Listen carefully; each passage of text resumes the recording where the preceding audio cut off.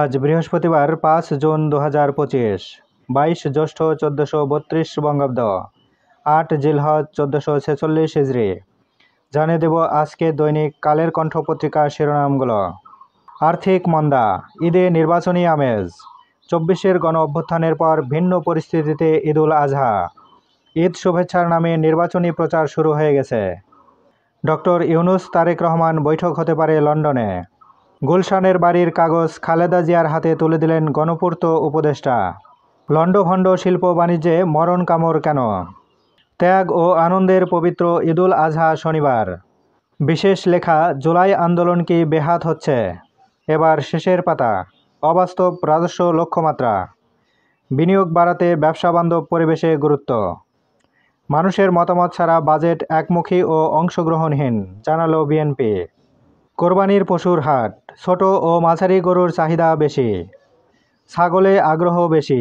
প্রভাবশালী রাজনীতিকরা পলাতক থাকায় বড় গরুর চাহিদা কম। ইসি জানালো দাঁড়িপাল্লা প্রতীকেই নিবন্ধন ফিরে পাচ্ছে জামাত। সড়কে অর্ধশতচক্রের ভয়ঙ্কর ফাঁদ।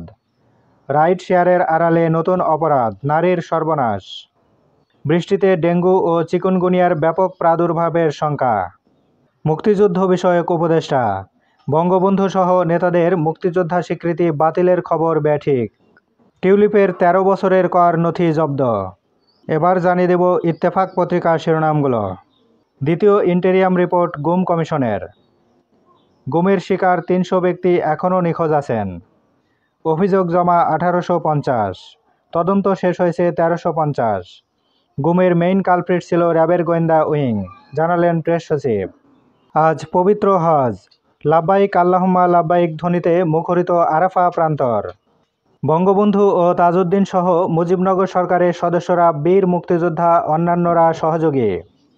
অধ্যাদেশ নিয়ে ভুল তথ্য ছড়ানো হচ্ছে, জানালো মুক্তিযুদ্ধ বিষয়ক উপদেষ্টা।